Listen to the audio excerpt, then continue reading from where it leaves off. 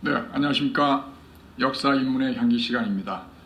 예, 오늘은 건국 대통령 우남 이승만 박사의 일대기도 있고요. 또 우리 또 정치사의 격변, 또 그 당시 됐던 독립운동, 또 우리 대한민국 건국 그 이후에 6.25까지 대충 이승만 대통령의 업적에 대해서 너무 디테일하진 않지만 전체적인 면을 보고 우리가 그 이분이 우리 대한민국을 위해서 어떤 정신으로 어떻게 활동을 했는지를 우리 후대들이 잘 아는 것이 중요하다고 생각합니다. 오늘은 지난번에 대한민국 건국사, 그 다음에 6.25 전쟁에 이어서 이재희 작가께서 이승만 대통령, 아마 다음번에는 또 박정희 대통령을 할 겁니다. 연구를 계속 하고 계신데 그쪽으로 쭉 해서 우리 대한민국의 정통적인 역사가 무엇인지를 밝히는데 계속해서 노력을 해주시기 바라고, 그러면 발표를 부탁을 드리겠습니다. 네. 참 소개를 안 드렸네. 네, 신동춘입니다. 이재희입니다. 네, 강석찬입니다. 예, 오늘은 건국 대통령 우남 이승만 박사님에 대해서 발표를 할 건데요. 이승만 박사님에 대해서는 정말 지금 좌우가 첨예하게 대립하고 있는 것만큼이나 그분에 대한 이 평가가 굉장히 양분돼 있잖아요. 그거에 대해서는 어떻게 생각하시는지? 예, 그것은 이승만 대통령에 대해서 진정한 면을 인정을 않고 왜곡을 한 측면이 많다고 생각합니다. 첫째로 제가 결론 부분에서 그걸 먼저 얘기할 수밖에 없네. 친일 문제에 대해서 친일을 했다고 자꾸 왜곡을 하는데 전혀 그렇지 않습니다. 여기도 나오는데 1941년 봄에 저펜 인사이드 아웃이라는 책을 출간을 했습니다. 이거는 일본의 천황제나 일본의 역사적 이긴 문제, 일본의 사무라이, 그런 여러 가지를 볼 때 일본은 반드시 지금 미국하고 잘 지낸 듯하지만 언젠가는 배신을 해서 미국을 공격을 할 것이다. 거의 그런 거를 불과 1941년 12월 달에 진주만 기습 사건이 발생했거든요. 거의 예언서라고 볼 수가 있어요. 그러니까 진주만 기습 사건이 나기 전에는 미국 사람들도 이런 책이 있어? 이건 지금 다 말씀하시면 이따 말씀하실게요. 네네, 알겠습니다. 그래서 네. 친일이 아니고, 그다음에 또 하나 이제 6.25 때 그 유엔군을 일본으로 철수하는 그 안에 대해서 아주 철저하게 반대를 했어요. 네. 그러니까 전혀 그런 거하고 관계가 없고 오로지 일생을 항일 투쟁을 했고요. 주로 애교적인 측면을 통해서. 또 하나는 이제 또 친미주의다라고 하는 그 레떼르가 있는데 또 많이 나오지만 우남 이승만이 미국에서 많이 공부도 하고 해서 미국을 잘 이해를 하지만 한국의 독립과 거기에 유해가 되는 거는 철저히 반대를 해서 미국 사람들의 상당한 수가 이승만 대통령을 엄청 미워했어요. 네. 그래서 그렇게 사대주의가 아니라는 것을 먼저 밝히고 그런 것들은 우리가 역사에서 진짜 솔직히 인정을 하고 바로 잡아야 될 부분이다, 이렇게 말씀드리고 있습니다. 네. 지난번 시간에 이제 건국에 대해서 강의를 할 때 이 대한민국이 탄생할 수 있었던 배경을 말씀드리면서 이 대한민국의 탄생은 기적 같은 일이라고 말씀을 드렸잖아요. 근데 그 기적을 이루어내신 분이 이승만 박사님이시죠. 이승만 전 대통령, 초대 대통령이시고요. 그 내용을 오늘 들어가 보겠습니다. 우리 대한민국은 1948년 8월 15일이 대한민국의 생일입니다.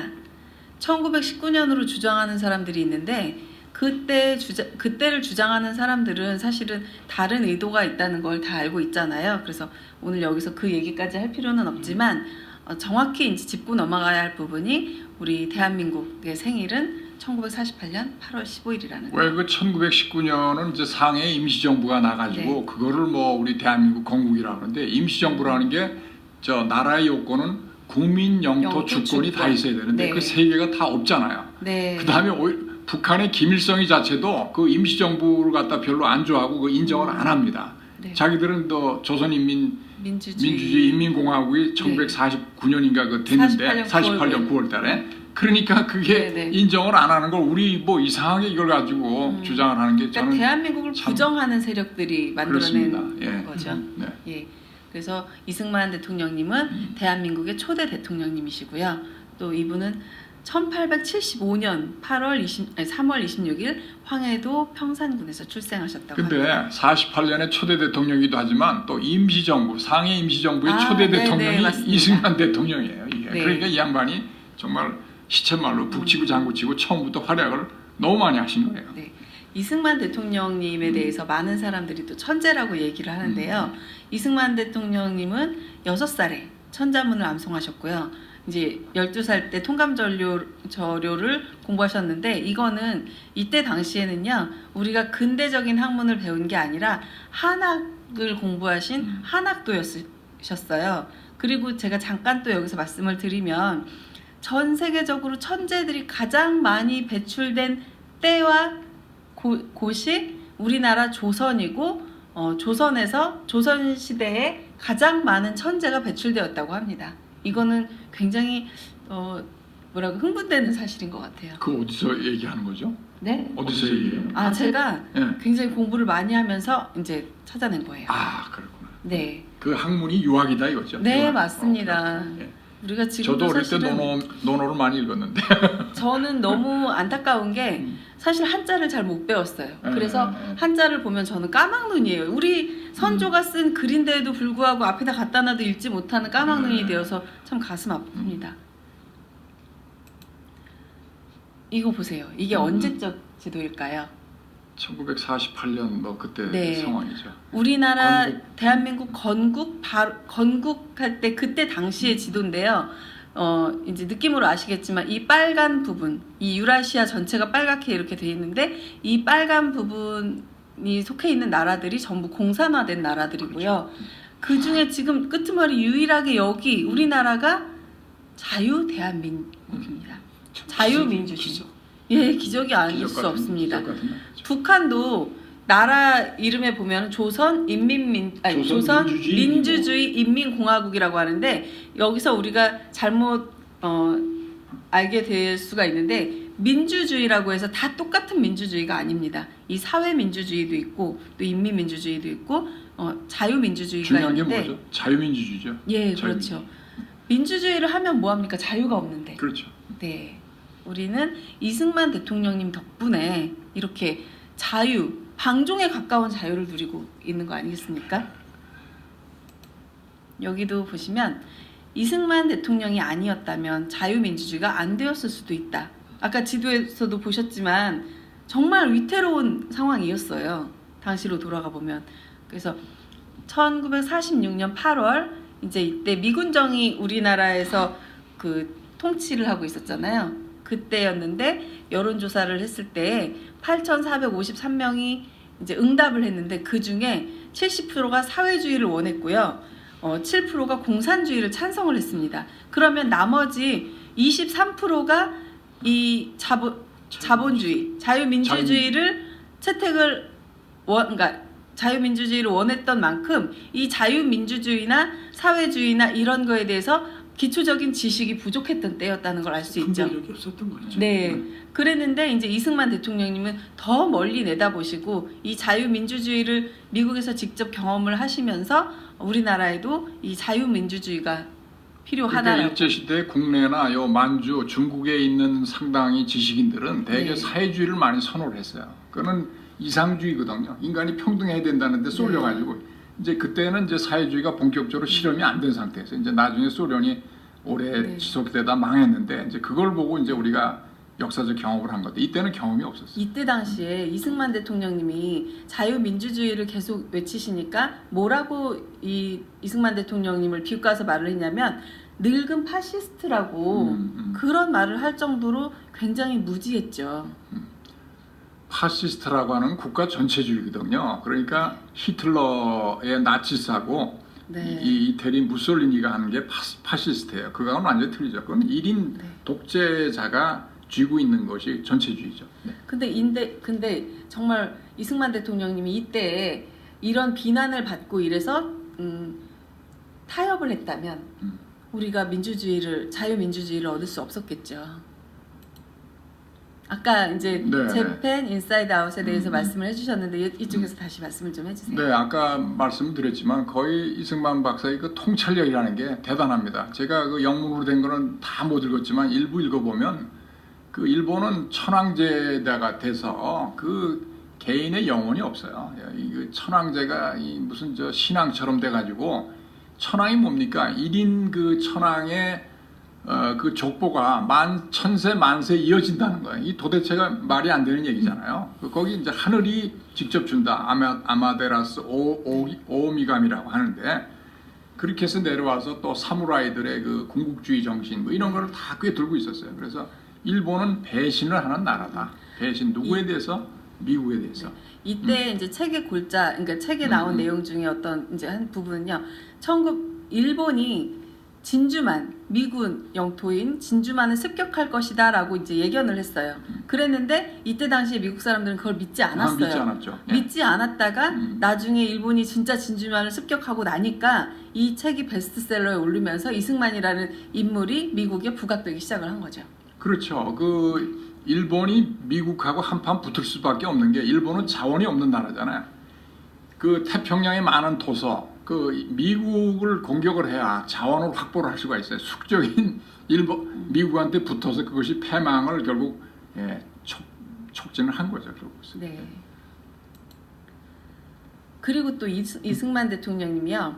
굉장한 반일주의자셨어요. 또 반일만 외치신 게 아니라 그 반일을 하셨던 가장 큰 맥락이 여기서 지금 대마도를 한국 영토다라고 주장을 하셨는데 이때 이 그냥 말씀만 하신 게 아니라 이 대마도가 한국 영토다라고 하는 그 많은 수많은 증거들을 또 확보를 하고 계셨어요. 그래서 이 일본에다가 대마도를 한국에 반환을 해달라고 그리고 또 우리 어떤 담화 발표나 아니면은 이제 연설을 하시는 데에서 이승만 대통령님이 60여 차례 주장을 하셨답니다.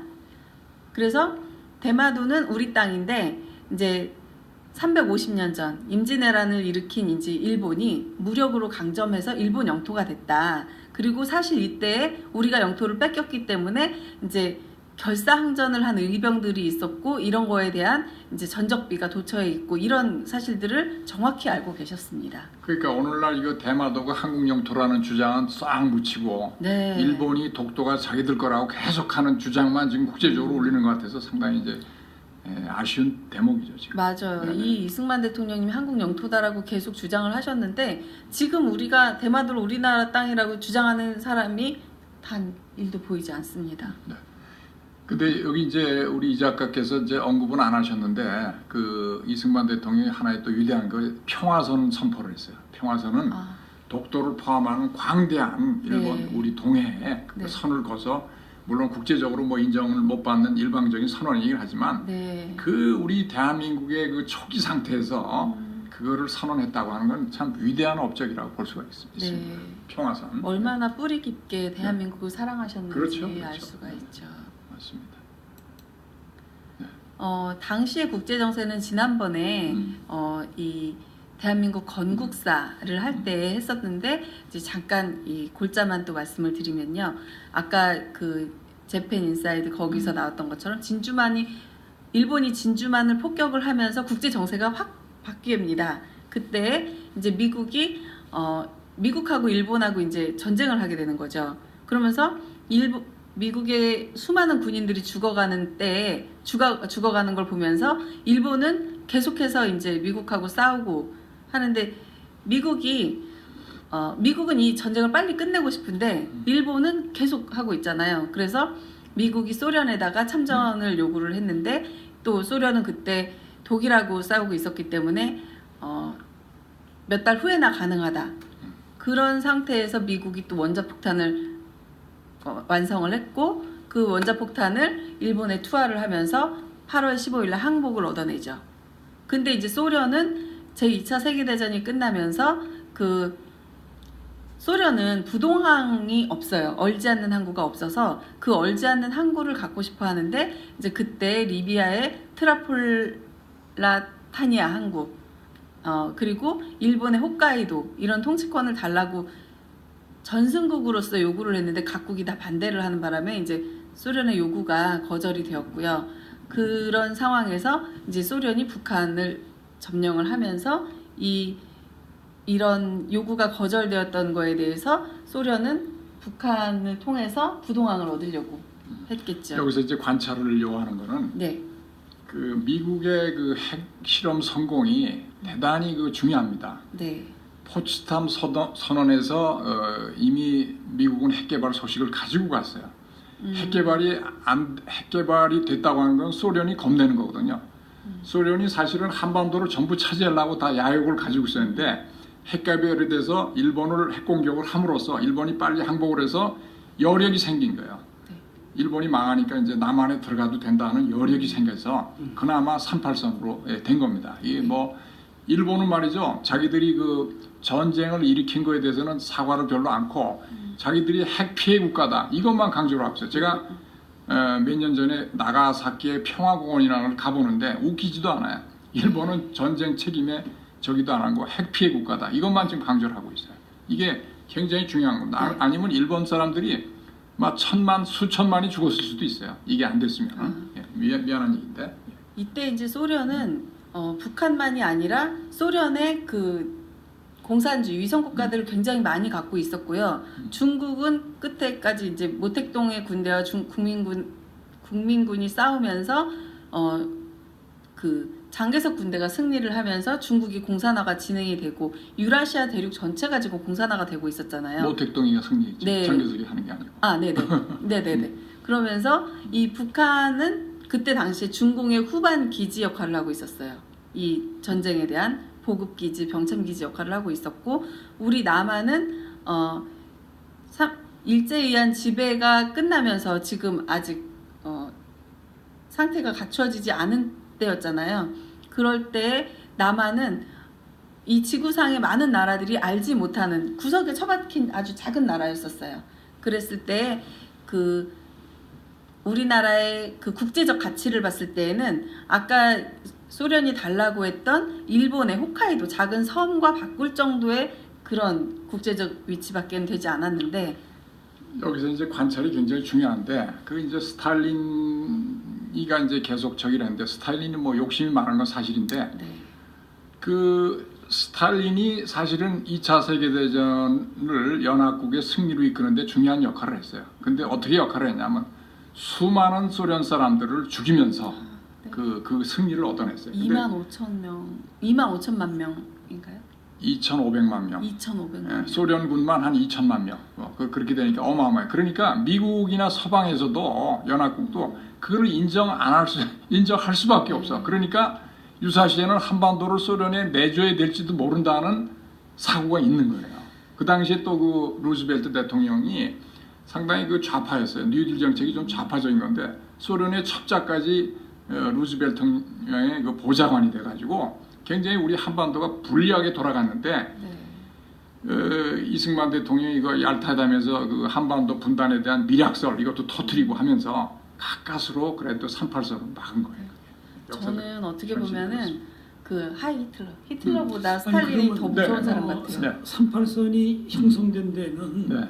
이승만의 역할이 컸다는 얘기. 컸죠. 그렇죠. 컸죠. 예? 네, 이승만 대통령 역할이 컸어요. 얄타 그러면 이승만이가 루즈벨트한테 어떤 영향력이라든지 어떤 호소를 해갖고 38선이라도 거기서 이남 쪽이라도 자유주의 국가를 아니, 보장해. 아니 그게 아니고 그건 아니고요. 그게 아니고 얄타회담에서 한반도를 분단한다는 그런 그 미략이 있는 걸 갖다 그렇지. 국제적으로 터뜨릴 뻔했어요. 미국은 이거 아니라고 부정을 하면서 미국이 그래도 한반도를 상당히 그 독립을 시켜야 된다는 그런 마음이 생기게 한 거예요. 거꾸로 완전히 소련한테 주는 마음을 거둬들여서 그나마 분단이 된 것이죠. 시기를 잘못 알고 계신 부분이 있는데 그거는 이제 6.25 이전의 이야기고 이제 6.25 이후에는 사실은 상호 방위 조약을 맺을 그 당시에는 또 비슷한 때이긴 한데 이게 다른- 얼마나 다른 재밌느냐 얘기예요. 말이죠.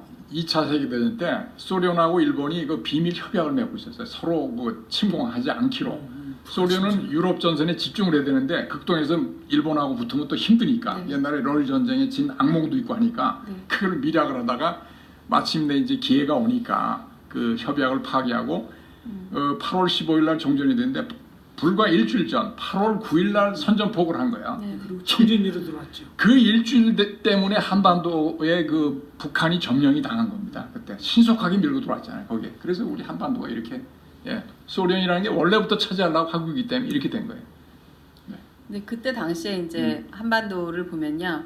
여운형파가 있었고 박헌영파가 있었고 이제 송진우, 김성수 그러니까 국내에 있었던 국내에 보수 우파가 있었고요. 그리고 공산주의파가 있었고 해외에서 들어온 임시정부파가 있었고 미국에서 온 이승만파가 있었어요. 근데 이 사람들이 각기 이제 소련을 지지하고 미국을 지지하고 아주 굉장히 혼란한 상황이었었어요.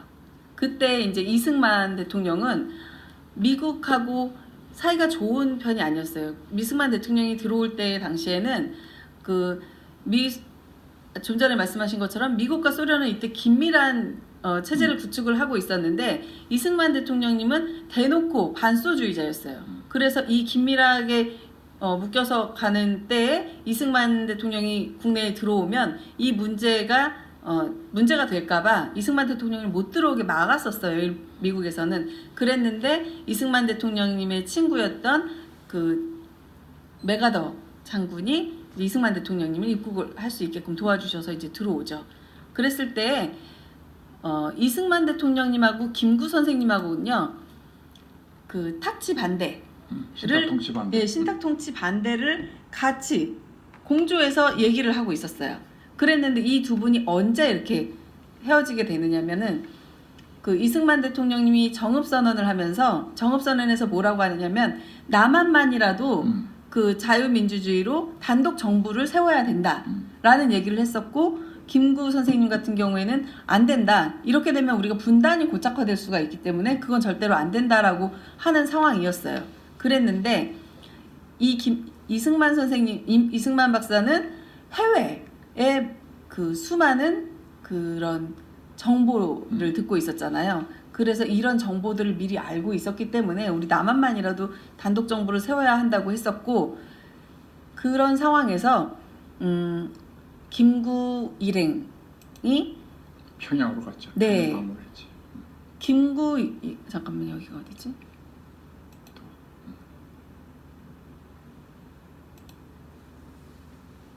네.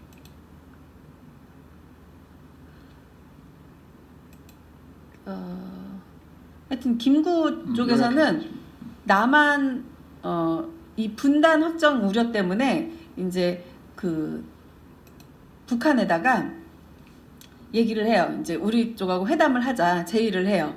했는데 답이 왔어요. 그래가지고 그때 같이 둘이 김규식하고 둘이 네네네 갔다 이때가 우리나라 5월 10일 날 남한의 총선거가 결정이 돼 있었어요. 유엔에서 이제 그러면은 남한 총선거를 하자 이게 결정이 됐었는데 2월 초에 김구하고 김규식이 회담을 제의를 했는데 그에 대한 대답이 3월 25일 날 그 회담을 하자라고 얘기가 와요. 그래가지고 이 4월 14일 날 평양에서 남한 단독 정부 수립 선거 반대 전 지지자 연석 회의를 열자. 그건 이용당이에요. 네, 그런 말로 속여가지고 김규식하고 김구 선생님한테 초청장을 보내요. 그래서 그 초청장을 받아서 바로 4월 19일 날 김구 선생님하고 김규식이 방북을 하게 돼요. 그리고 올라갔는데 그때는 자기네들이 단독 정부 수립 반대에 대한 게 아니라 전 조선 정당 사회단체 대표자 연석회의를 하는 거예요. 그래서 남한에 대한 단독 정부 수립을 비난하고 하는데 이때 김구 선생님이나 김구식 선생님이 뭔가를 자기들의 의견을 말할 수 있는 게 아니라 북한이 일방적으로 써놓은 그 시나리오대로 이용만 당한 거죠. 네네 그러면서 북한의 지지 발언을 합니다. 네, 우리 민족 지도자라는 분이 그 국제 정세를 정확히 읽지 못하는 네. 거죠. 이미 소련군이 밀고 내려와서 꼭두각시인 김일성을 내세워서 한반도를 통일한다는 것이 그들의 기본 전체를 완전히 방침인데 공산주의 국가를 네. 만들려는 그 전략이 그러면 예, 그게 수론에 공산화되는 거는 이승만 박사가 극력 반대를 했기 네. 때문에 그러면 아니. 그 당시에서 최고의 방안이 뭐냐? 그런 남한만이라도 우리 민주정부를 네, 수립을 맞습니다. 하는데 그게 유엔하고 연기가 돼서 이제 하는 거죠. 그러니까 김구 선생님이 방북을 할 때에는 이 남한에 있는 많은 사람들이 이 우리나라의 지도자가 그래도 큰 결심을 하고 이 단독 정부가 아니라 통일을 해야 된다는 그 염원을 가지고 올라가셨잖아요. 그런데 당장 올라가셔서는 북한이 하라는 대로 꼭두각시대로 북한에 대한 지지 발언을 해줍니다. 그리고 거기에 대해서 서명을 해주고 와요. 네. 근데 그때는 우리 남한에서는 알 수가 없었어요. 지금은 정보화 시대이기 때문에 뭐 어디서 무슨 일이 일어난다고 하면 바로바로 알 수가 있잖아요. 근데 이 내용들은 그때 당시에는 알 수가 없었고요. 어쨌든 올라갔다 왔다는 것만 초점에 을 맞춰서 이제 자, 이야기가 되고 우리가 이제 있었는데 그거를 계속 할 필요는 없고 우리가 이제 오늘은 이승만 대통령의 이제 그런 걸 얘기하는 거니까 네. 어쨌든 이승만 대통령은 그것이 저 공산주의자들의 전술이라는 걸 다 파악을 하고 김구 도저히 안 선생- 되는 것이다라고 김구 선생님에 판단을 내렸다는 게 대해서 중요한 것이죠. 김구 선생님을 지지하는 많은 사람들이 김구 선생님의 이런 사실은 모르고 네. 이승만 박사님에 대해서는 굉장히 폄훼 발언을 하기 때문에 분단주의자, 분열주의자 네, 이렇게 얘기하죠. 제가 여기서 그래서 좀 더 강조를 하고 말씀을 드리는 거였어요. 그래. 예, 성과 없이 이제 5월 5일날 귀국을 했고 5월 10일날 남한의 그 선거를 치릅니다. 근데 5월 10일날 이 남한의 단독 그러니까 총선거를 할 때 이걸 저지하기 위해서 수많은 저지를 하는데 그때 당시에 여순 반란 사건, 지금 대구 폭동 사건, 예, 대구 폭동 사건, 거기다 제주 제주 4.3 4.3 사건, 사건, 이런 사건들을 지금 다시 포장을 하고 있어요, 이 공산주의자들이. 근데 그때 당시에 이 공산주의자들의 반란 사건이거든요. 근데 이게 어떻게 다시 포장이 될 수 있는지 참 걱정됩니다. 민주화 운동이라고 그러잖아요. 자, 인민민주주의 운동이겠죠. 예, 그래서 5월 10일 날 이 선거를 치르는데 공산주의자들의 그렇게 수많은 반대에도 불구하고 투표율이 95.5%입니다. 이거는 뭐 역사상 공산주의자들 빼고는 없는데 이때 이제 민주주의 투표였죠, 우리는. 그래서 이제 이때 그러니까 이제 재헌 유엔 국회. 한국 임시위원단 30년 감시 아래 국회의원 네. 198명을 선출해내요. 공정한 선거지 이게. 네, 그래서 이때 이제 재헌 국회를 하게 되고 그때 이제 이승만 대통령이 의장으로서 이제 완전한 한국 전체를 대표할 중앙 정부임을 공포하는 바입니다라고 했고 이때 이제 7월 17일 날 이 선출된 국회의원들이 대한민국 헌법을 만들어서 이 헌법에 기초해서 국가를 세우게 되죠. 그게 이제 대한민국이죠. 이제 그래서 첫 단추를 잘 끼운 네, 거예요. 네. 여기 보면 자유민주 시장경제의 방향과 국민 네. 주권 국가를 선언하며 이게 우리나라의 기본 틀이죠. 그렇습니다. 이래서 그 나중에 나오는 한미 동맹하고 방위 동맹하고 관련해서 우리가 네. 저 자유와 번영을 이룩한 거 아니겠습니까? 48년 5월 31일 날 국회에서 재헌국회 할 때 네. 네. 이승만 대통령이 음. 그 어느 국회의원한테 네. 기도를 먼저 하십시오. 네. 그래갖고 기도를 한 다음에 그 다음에 재헌국회가 시작이 됐어요. 너무 훌륭하십니다. 그다음에 뭐 나중에 6.25 때 나오는 얘기인데 외관밖에 안 남아가지고 이제 부산밖에 안 남았잖아요. 그래가지고 그때 뭐 부산에서 목사님들 모여서 또 기도하도록 했죠. 네, 그래서 네, 네. 그게 굉장히 중요한 기도다 이렇게 지금 네. 알려지고 있죠. 예, 또 봅시다. 그래서 1948년 8월 15일 대한민국이 건국되었고 곧바로 이때 대통령 그러니까 73세. 예 이승만 대통령님이 대통령에 당선되셨을 때 나이가요 자그마치 73세입니다. 지금 트럼프 대통령이 몇 살인 줄 아세요? 75. 72세, 3세 거의 됐어요. 아, 우리 나이로. 아니, 그러면 그래서 이 당시 체력과 이승만 지력만 대통령하고 왕성하면 같이 선거에 나왔던 사람이 누구예요? 뭐 단독 출마했는 아니 단독 이게 저기예요. 이때는 간접 선거예요. 국회에서 선거한 거예요. 내각 국회의원들이 국회의원들이 아까 선거했어요. 198명의 간접 선거했어요. 그러니까 198명의 그 의원을 우리가 선출했고 그 의원들이 180표를 줘서 이제 이승만 대통령이 그러니까 간접 선거라고. 네, 맞습니다. 나중에 4.45 개헌에서 직선제하고 자유시장 그건 이제 경제하고 그렇게 나중에 이제 나중에 거죠. 바꾼다. 예, 그래서 이제 음. 나라는 세웠는데 음. 전 세계 이 국가로 편입을 시킬 것인가 말 것인가는 이제 유엔에서 총회로 결정을 하는데요. 48년 12월 12일 날 이제 총회의 마지막 날이랍니다. 이때에 대한민국 정부 승인 결의를 채택을 해서 유일한 대한민국 한반도 내 유엔의 축복을 받은 거예요. 네. 유엔의 축복. 여기 이제 중요한 거예요. 임시위원단의 감시와 협의가 가능했고 네. 전체 한국의 절대 다수 국민들이 거주하는 한국의 그 지역에 대한 유효한 지배권과 관할권의 네. 합법적 정부. 네네네. 파리의 유엔 총회에서 했네. 파리 네. 유엔 총회. 오케이. 네.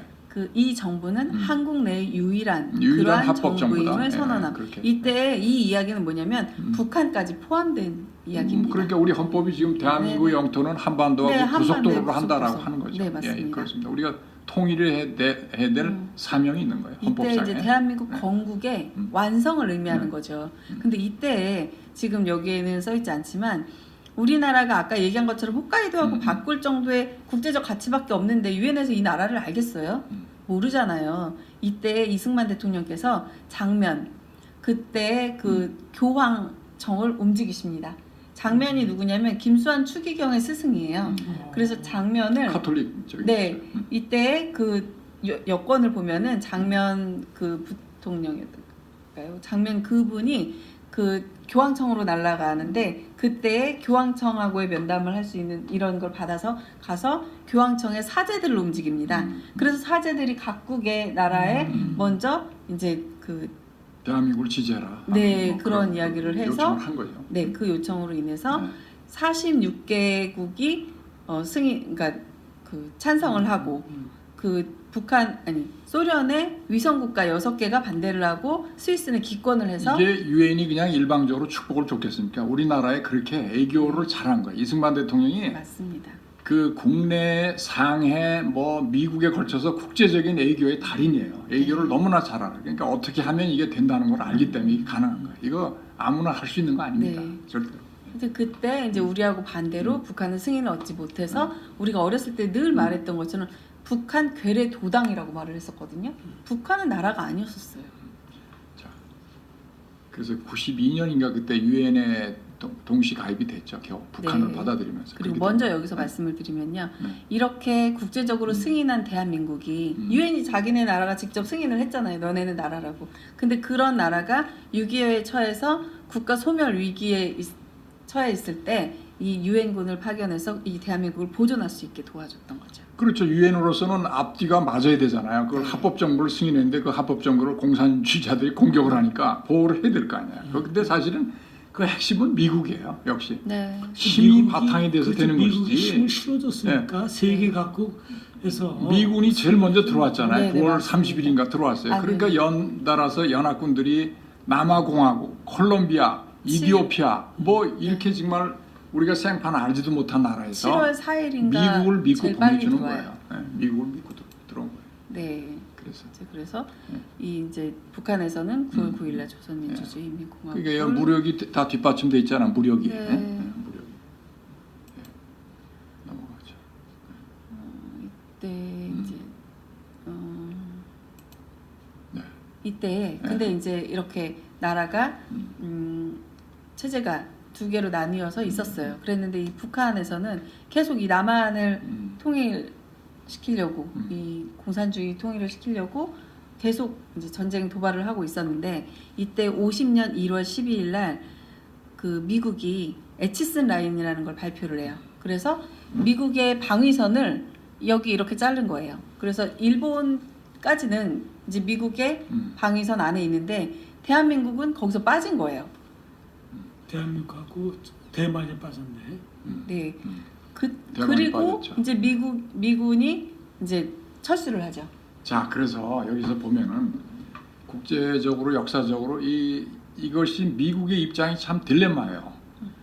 일본은 확실히 지켜야 미국의 국익을 지키고 있는데 한반도에 붙어서 중국하고 거대한 소련하고 가까운 대한민국을 미국이 얼마나 되는 희생을 가지고 지킬 거냐 아니면 포기할 거냐가 항상 그 사람들도 갈등이 네. 되는 거예요. 그래서 오늘날도 똑같은데 대한민국이 한미 상호방위 조약을 지지를 하지 않고 자꾸 그러면 미국의 의지가 약해진다는 게 역사적으로 이게 계속해서 반복되는 거예요 지금.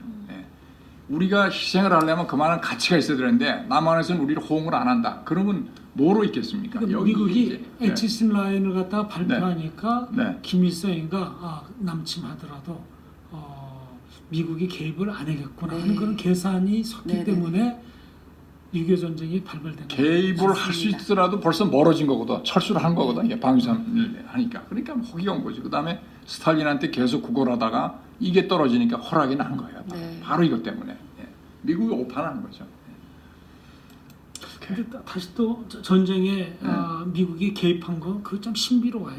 그는 이제 무슨 명분으로 한국전에 미국이 참여했나? 그거는 이제 이승만이가 설득을 했나 트루만을? 그건 아니고 네. 트루만 대통령이 그 자기 고향으로 휴가를 갔는데 그걸 이제 보좌관한테서 연락이 왔어요. 북한군이 침략을 했다 했는데 트루만이 반공주의자예요. 네. 그래서 이게 자유 대안을 갖다가 유엔이 합법적으로 승인하는데 미국이 결정적인 역할을 하는데 여기서 미국이 도와주지 않으면 공산화가 되잖아요. 그러면 아시아 이런 말이 전체가 있어요. 전부 공산화가 된다는. 이승만이가 하버드에서 예. 공부할 때 예. 같은 룸메이트 그렇지, 출신이 예. 국무장관이었대요. 맞아요. 그래가지고 미 대통령 트루만 트루만. 예, 만났을 때 해줬다고. 트루만을 설득을 했다고 하더라고. 설득을. 어, 예, 꼭 뭐 참전해야 된다. 물론 뭐 설득도 있지만 트루만이 또 그런 기본적인 생각이 있고 그런데 트루만도 결국은 6.25 때 한계를 보인 게 그 메가돈스가 북폭을 하자고 했거든. 만주를 폭격하자고 그랬어. 그런 네. 핵무기로 말이죠. 네. 그거는 또 사양했어. 그러니까 미군이 항상 갈등을 빚는 건 우리가 한반도를 뭐 미국의 영향력을 두는데 희생을 얼마큼 치를 거냐. 네. 그 미군이 6.25 때 어마어마한 희생을 치렀어요. 그러니까 휴전협정도 빨리 하려고 한 거야. 이승만 대통령은 한국이 방위 보장이 없는데 니들 나가면 어떡하냐 이런 입장이었고 네. 이게 참으로 역사적으로 힘든 일이었어요. 6.25 전쟁은요. 네. 지금 뭐 이 좌파들이 얘기하는 것처럼 남한과 북한이 전쟁을 한 내전이 아니었어요. 국제적인 전쟁이죠. 처음부터 이제 북한이 내려올 때부터 스탈린과 모택동에 이제 후원을 얻고 북한이 내려온 거잖아요. 그러니까 지금 엉뚱한 주장을 하고 있는 거야. 네. 이게 뭐 우리 민족 문제를 남북한이 그냥 둘이서 해결해야 되는데 왜 에세 개입을 했냐. 아니죠. 처음부터 자기들은 에세를 끌고 한 거서 남한을 침략하면서 네. 말이 안 되는 소리 하는 거 아닙니까? 예? 우리끼리 통일이 불가능하지. 가장 불리한 거는 지리적인 접근성이에요. 지리적인 접근성이 중국 소련하고 가깝잖아요. 우리는 네. 미국이 태평양을 건너서 멀리 있고 그러니까 어려운 거예요 이게. 네. 그래서 그러니까 우리가 그래서? 사실 밉더라도 일본하고 같은 동맹 관계를 가져야 돼요. 전략적으로. 지금 그게 해양 세력의 운명이라고요. 미국, 일본, 우리 대한민국이 해양 세력으로 편입이 돼 있는 거예요. 그래서 그 저쪽 대륙 세력한테 붙으면은 그 한반도를 상실하는 겁니다. 예, 네. 6.25 때 이제 북한군은 폭풍이라는 암호신호로 오케이. 해서 밀고 내려옵니다. 자, 이거는 뭐 그때 이제 남한과 북한은 그때 군사력 차이가 말로 이루 설명할 수 없을 정도로 맨손과 탱크와 싸웠다고밖에 표현을 할 수가 없어요. 왜냐면 북한군은 이미 남침을 준비하기 위해서 소련이 군대도 다 훈련시켜 놓고 네. 전쟁할 수 있는 비행기와 탱크 모든 것을 다 준비해 놓고 그러고 철수를 했었어요. 미국이 뭐 세계를 자유화하는 야역이다 이렇게 표현 안 하잖아. 지킨다는 거지. 디펜스 입장이고 소련은 세계를 공산한다는 분명한 전략이 서 있는 거예요. 그러니까 그 입장이 기본적으로 틀린 거죠. 우리는 그냥 막으면 되는 것인데. 병력 차이도 2배에다가 네. 이 탱크는 단 한 대도 없어요. 이 탱크로 밀고 내렸는데 240mm잖아요. 왜냐면 그때 이승만이가 계속 북진을 외치니까 무기를 주고 갔다가는 또 맞아요. 북진할 수도 있다 해갖고 예. 이승만을 신뢰를 못했던 거였었어요. 그래서 무기를 다 갖고 네, 가버렸죠. 맞습니다. 그래서 더 무기도 없었어요. 그래서 포도 8배나 북한이 더 많았고요. 이 함정도 1.5배가 많았고요. 우리는 전투기가 단 한 대도 없었어요. 연락기만 22대가 있었고, 예, 이런 식으로 큰 차이가 있었는데 이제 이때 저번에 한 것처럼 유엔이 16개국을 파병을 합니다. 쭉 이제 5대 있죠. 6대에서 다 왔잖아. 다 네, 왔어요. 이거는 다 왔어요. 3차 대전이에요. 네. 왜냐면 이게 아니 저 북한 공산군은 저 소련하고 준공이잖아요. 뭐 그런다라고 우리는 16개국이잖아요. 누가 더 이 국제적인 지원을 받았습니까? 이걸 분명히 생각해야지 우리가. 네. 자, 그래서 하여간 뭐 예, 이것도 지난번에 디테일 한번 또, 봤으니까 네, 이제 네, 넘어가겠습니다. 아, 이건 이제 기네스북의 기록, 세계 기록으로 인정될 만큼의 67개국이 전부 어마어마하죠. 지원했구나. 네. 의료 지원, 무슨 지원 해서 네, 네. 67개국이다 이거죠. 그리고 그러니까 이게 어찌 보면 참 세계 대전이었네요. 세계 대전이에요. 네. 3차 세계 대전이 일어날 네, 뻔했어요. 민주주의와 공산주의, 그다음에 해양 세력과 대륙. 그래서 휴전을 안 하고 우리가 북폭을 했으면 물론 통일은 됐겠지만 트루만은 3차 세계 대전을 걱정한 거예요. 그럼 많은 피해를 입을까봐 거기서 그냥 멈춘 거예요. 근데 이때 이제 우리한테는 6.25를 뭐 전체적으로 바꾸겠지만. 이렇게 조명을 해보면요. 음. 50년 6월 25일 날 기습으로 이제 남침을 했고요. 이때 우리가 서울을 3일 만에 함나게 됩니다. 이게 점령을 북한군이 하고 그리고 계속 이제 밀리면서 8월 18일 날 우리나라 정부가 부산으로 이전을 해요. 그러면서 이 낙동강 방위선이라고 하죠. 이 부산 쪽으로 다 몰려 있었어요. 그 유엔군이 참전을 했지만 전세가 아주 위태로운 상황에서 이제 메가더 장군의 인천 상륙 작전이 있었고 그리고 우리가 이제 다시 밀고 올라가면서 그 인천 상륙 작전 있기 전에 네, 있었던 거 아주 네, 결정적으로 낙동강 전선을 무너뜨린 게 뭐였냐면 낙동강 전선에 밀집돼 있던 인민군들을 갖다가 네, 옥견에서 B-29가 그렇죠. 떠갖고 완전히 융단 폭격. 융단 폭격을 했어요. 초토래.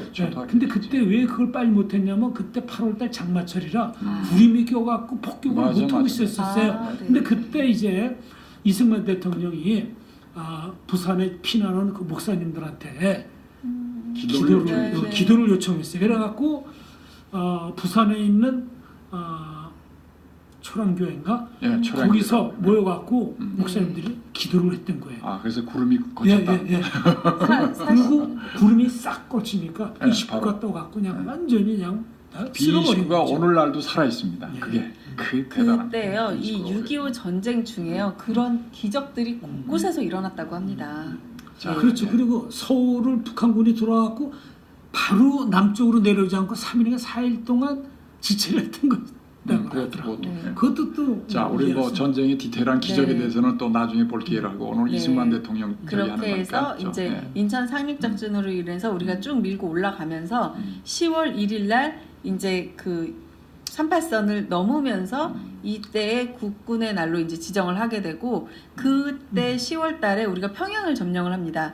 그리고 나서 우리가 쭉 올라갔다가 중공군이 개입을 하면서 우리가 쭉쭉쭉쭉 빠지면서 다시 서울을 내주게 되는 일사후퇴가 있고 그러면서 우리가 또 일사후퇴를 하고 조금 있다 또 반격하죠. 51년 3월에 또 이제 서울을 재수복하고 이때까지 굉장히 이제 치열한 전투를 벌이고 이 서울을 재수복한 후부터는 전쟁이 어느 정도 소강 상태에서 이 작은 전투들을 이제 휴전선 근처에서 하게 되는 거죠. 이게 전쟁을 한 2년 정도 계속 이제 그렇게 끌고 가게 돼요. 그러면서 이제 정전 협정을 할 당시에 이제 큰 일들이 또 일어나죠. 이제 그때를 그게 보면은 이제 방공포로 석방 네. 그것부터 합시다. 이제 보면요. 많은 분들이 알고 계세요. 이제 방공포로 속방이라고 알고 있는데 이때 미국의 입장은요. 한국 전쟁 때문에 그러니까 6.25 전쟁 때문에 미국 전체 경제가 엉망이 되고요. 미국의 아들들이 수만 명, 3만 6천 명 이상이 지금 피를 흘리며 죽어가고 수십만 명의 그 부상자들이 생기고 이러는데 그럴 만한 가치가 있느냐 한국이 거기에 대해서 이제 회의를 느끼고 있었어요. 근데 그때 이제 그 미국 대통령 선거가 있었는데 아이젠하워가 사실은 이 사람이 2차 세계대전을 종식시켰던 사람이에요. 근데 그 사람이 그 한국 전쟁을 끝내겠다 이런 공약을 내세워서 미국 대통령으로 당선이 되거든요. 그래서 네네. 그래서 이제 아이젠하워가 당선이 되면서 계속 종전을 하기 위한 그 수순을 밟게 됩니다. 그랬는데 이때 방공포 이제 포로 교환 문제가 있는 네네. 거죠. 그러니까 북한도 포로를 우리나라 사람들이 포로로 가 있고 남한에도 북한에 포로가 와 있잖아요. 근데 이 포로들이요, 사실은 북한에서 내려온 이 북한군이 북으로 다시 가지 않겠다고 얘기를 하는 거예요. 이때 문맹률도 90%나 되고 이 공산주의가 뭔지 민주주의가 뭔지 모르는데 북한에서 군사 교육을 받고 내려올 때는 미군은 사람을 죽이는 살인기 정도로 이렇게 막 얘기를 했는데 직접 내려와 보니까 먹을 것도 주고 북한에서 있을 때보다 훨씬 대우가 좋은 거예요. 그러다 보니까는 이 북한 군들이 북으로 가지 않겠다고 하는 거예요. 그랬을 때 이제 이승만 대통령님이 포로를 북으로 보내지 않겠다, 이제 이런 생각을 갖고 근데 계셨고요. 북한 그 인민군들 가운데는 예? 순수한 북쪽 출신뿐만이 아니라 네, 그렇죠. 남쪽에서 강제로 징집해서 잡아서 끌려갔지. 인민군 복장을 해갖고 인민군을 만들어 갖고 전쟁에 참여를 많이 시켰는데 네. 그들도 이 포로 중에 많이 있었어요. 있었죠. 네. 근데 이제 이때 당시에 이승만 대통령님이 우리 군에다가 어떤 명령을 내리냐면요, 미군을 기습해서 우리 동족 3만 명을 구해라 라는 명령을 내려요. 근데 이때 이거를 못하면 자결하라. 그 우리 군한테 자결을 하라고 할 그 당시, 정도로. 거제도 그 포로 수용소를 관리했던 사람이 미군과 유엔군이었겠죠. 그렇죠. 네, 그렇죠. 근데 그럼 그때 무력 충돌 없이 이렇게 네네. 석방이 됐었나요? 설득을 했죠. 미군 모르게 이제 하라는 거였죠. 기습으로 몰래. 그때 이제 6월 18일부터 21일까지 며칠간의 이제 포로 석방을 하는데 영천, 대구, 상무대, 논산, 마산, 부산, 부평 이렇게 각지에 흩어져 있는 이 포로들을 석방을 합니다. 한 군데만 있는 게 아니라 네네네. 여러 군데 분산돼 있었다고. 네, 근데 그렇잖아요. 그때 석방시킨 포로의 수가 27,389명이랍니다. 자, 이제 이 과정에서 이승만 대통령이 반공포로 석방을 주장을 하니까 미국이 엄청 싫어해요. 왜냐하면 휴전 협정이 이게 딜레이가 되니까 네. 미국은 빨리 발을 빼고 싶어 하는데 네. 뭐 이승만 대통령이 계속해서 죽이고 싶은 정도로 미워하는 네. 거야. 그래도 이승만 대통령이 고집을 피우고 해서 이게 된 거야. 그러니까 명분이 자유 세계를 위한 그 얼마나 명분 있는 그 조치입니까? 아이젠하워 대통령은 자기가 대통령 공약으로 한국 전쟁을 끝내겠다 했는데 계속 이게 지금 늘어나는 그렇죠. 거잖아요. 자, 그때 그다음에 이제 53년 5월 달인가 스탈린이가 또 죽어요. 네, 그때 죽었죠. 그래도 스탈린이 후르츠초프가 죽습니다. 돼갖고 맞아요, 후르츠초프도 맞아요. 이 한반도 전쟁에서 빨리 발을 네. 빼고 싶었었죠. 네. 그러니까 근데- 이게 이제 미소간의 그런 어떤 네. 위교 전쟁을 빨리 끝내야 되겠다는 그런 어떤 명분과 그런 그 네. 배경이 함께 작용된 근데 거죠. 이승만 대통령님의 이 반공포로 석방은요, 전 세계가 다 놀랐어요. 얼마나 깜짝 놀랐겠어요. 그래서 국제연합군 긴급회의를 소집을 하고요. 또 영국이 긴급 내각회의를 하고요. 또 한국전에 참전했던 이 참전국들이 또 회의를 합니다. 근데 이승만은 휴전에 대해서 결사 반대를 해요.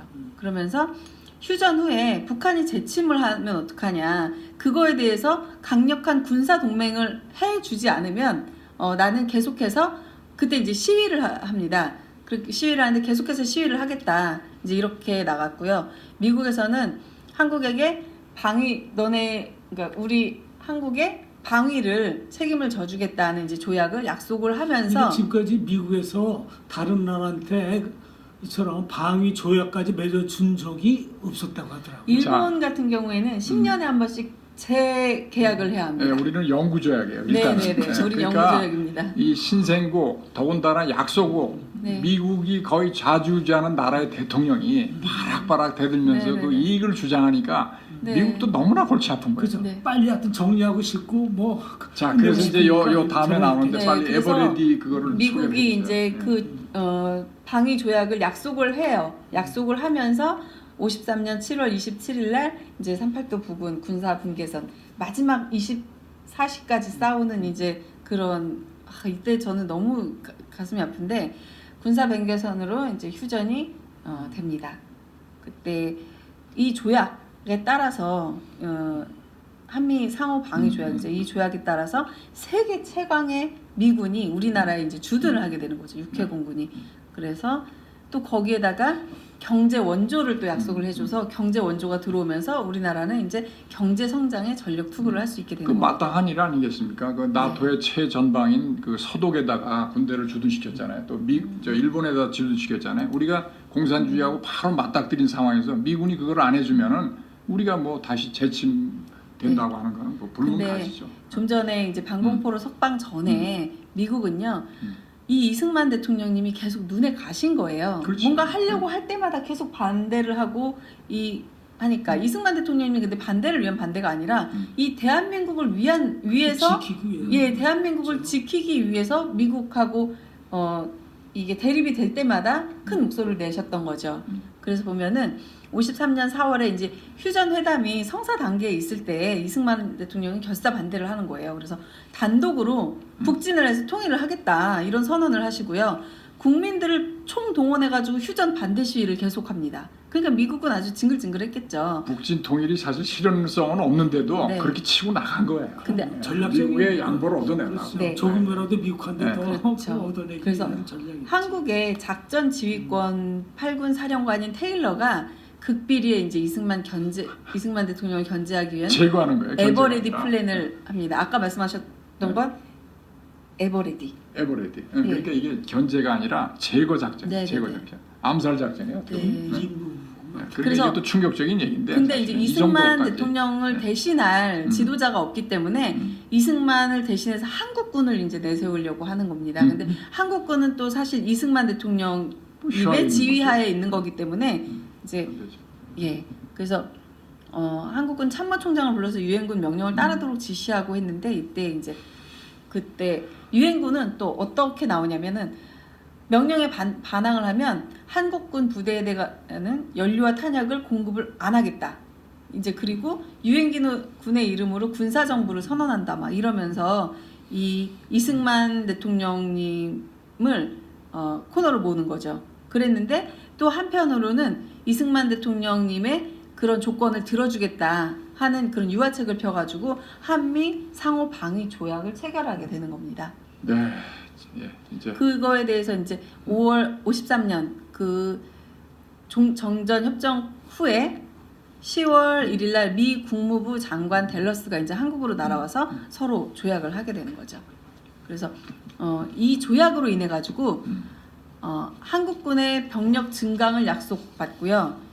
대신에 이제 우리나라의 그 군사 지휘권을 미국에게 완전히 넘겨주게 되는 겁니다.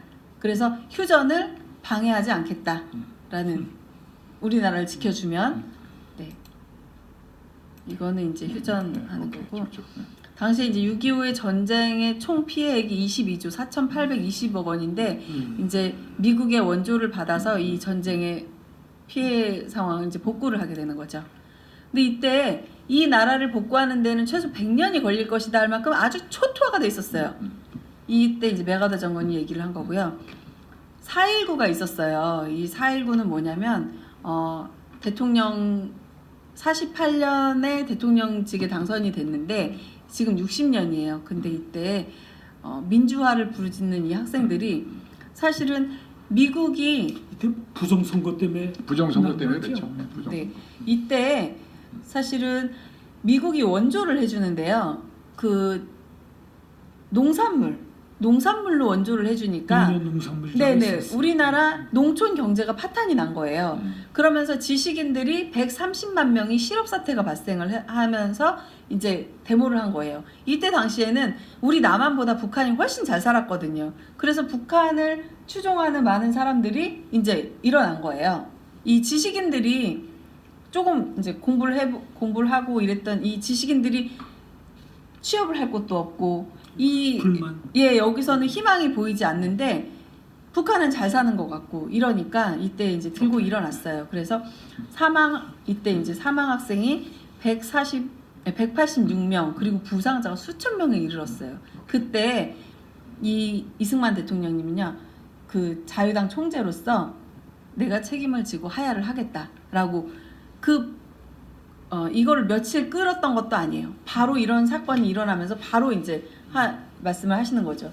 근데 이때 세계에서 세계 신생 독립국들이 굉장히 많잖아요. 근데 이 대부분의 나라들이요, 우리나라처럼 민주적 질서나 정치 제도가 아주 미숙한 때였어요. 그때에는 강력한 이 독재적 리더십을 가진 이 지도자의 지도력으로 그 나라가 그렇죠. 나라를 끌어가는 형태거든요. 우리나라랑 다른 나라들이랑 다르지 않아요. 근데 이때 이승만 대통령님은 불상사 발생 직후에 이제 부상당한 학생들을 위문하고 국민의 뜻을 따라 물러나겠다고 선언을 했는데, 이 다른 나라들도 비슷한 상황이 벌어졌을 때는 계엄을 선포해서 이제 막는다든가 하는데, 이 이승만 대통령님은 권력에 대한 집착보다는 이 나라를 사랑하는 애국 애족의 정신을 보이면서 곧바로 물러나시죠. 이게 선진국 외에는 사례가 없답니다. 이렇게 마무리합시다. 네. 이렇게. 연보는 이제 요거는 뭐 일일이 할 건 없고요. 네. 그러면 제가 이승만 대통령에 대해서 뭐 평가를 감히 제가 할 수는 없지만 네, 마지막으로 이거 하나만 더 그렇지 하고요. 하고 그다음 예, 이승만 대통령님은요 정말 우리나라에 기적을 안겨주셨는데요. 이제 여기서 선물이라고 표현을 했는데, 첫째, 자유민주주의 국가를 건설해 주셨어요, 우리에게. 근데 정말 보면요, 전 세계에서 가장 많은 자유를 누리고 있는 나라가 대한민국이에요. 그게 어디에 뿌리를 뒀냐면 미국식 기독교적 헌법을 우리가 갖고 왔는데, 미국은요 어떻게 탄생한 나라냐면 영국의 천민들이 미국에 가서 국가를 만들고, 그 뿌리가 영국의 천민들이잖아요. 이 홀대받고 이 약자, 청교도들이죠. 청교도. 네네. 박해받는 청교도들. 예, 박해받는 청교도들이었는데, 아일랜드 음. 쪽 사람들이 많이 예, 갔죠. 그런 사람들이 미국이라는 나라에서 뿌리를 내리면서 가장 공정한 나라로 만들었잖아요. 그게 이제 우리나라에 오면서 우리는 사실 미국보다 더 많은 자유를 누리고 있다고 생각해요. 네. 그리고 아까 공산주의에 그렇게 다 둘러싸인 유라시아 대륙이 다 빨갛게 공산주의화 되었을 때에도 가장 불안한 나라인데 가장 안전한 나라로 우리를 만들어 주셨어요. 아까 상위. 그 토대를 만들어줘. 네. 그리고 세 번째는 이건 잘 모르는 분들도 많은데요. 해방 후에 이제 일본이 우리나라에다 기반 시설들을 많이 만들었잖아요. 그게 미군정 추산으로 55억 달러의 가치랍니다. 당시의 추산이니까 지금은 굉장히 더 높은 계산이겠죠. 그렇게 55억 달러의 가치인데, 이거를 일본 자산을 우리가 몰수하는, 그러니까 몰수해서 우리의 기반이 될 수 있게 만들었죠. 인계받게 된 거죠. 네. 근데 이거를 구석구석 두드러 깨트린 게 김일성 아니겠습니까? 김일성이 없었다면 우리가 그걸 다 갖고 우리가 지금보다 훨씬 더 빨리 이런 것들을 누리지 않았겠습니까? 예.